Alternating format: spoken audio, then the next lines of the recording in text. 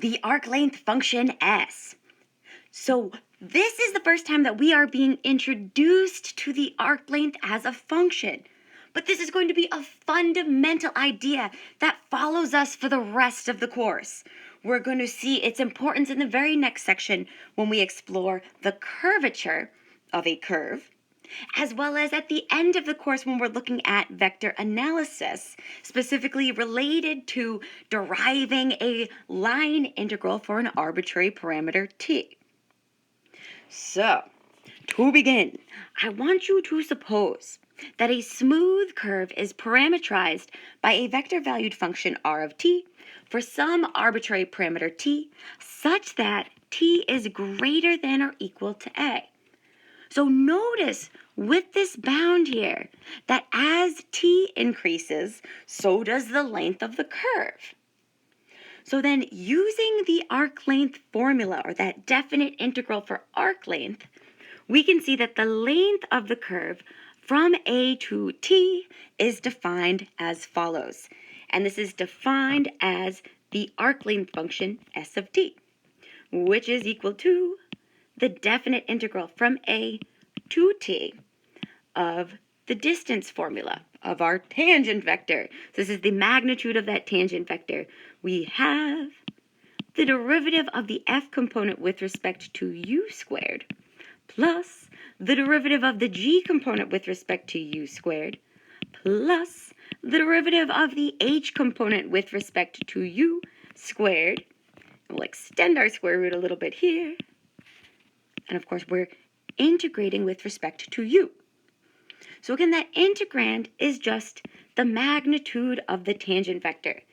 So we have the definite integral from a to t of the magnitude of the tangent vector with respect to u du. So notice here, again, because we have t as the independent variable of our arc length function, we need to use a different symbol for the variable of integration. So that's where this u is coming from. So this is the arc length function. Now, in looking at this function, we can observe an important consequence of the arc length by applying the fundamental theorem of calculus. So here we go. We want to begin by thinking about our arc length function s of t, which is defined here as the definite integral from a to t of the magnitude of the tangent vector with respect to u du. Now, applying the fundamental theorem of calculus means we want to differentiate both sides of this with respect to that arbitrary parameter t.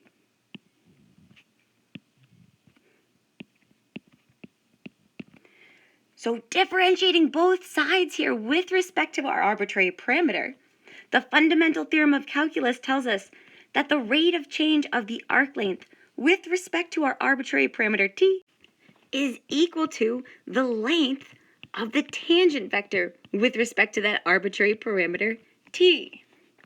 So this is an important consequence of our arc length parameter that we're going to be continuously using throughout the rest of the course.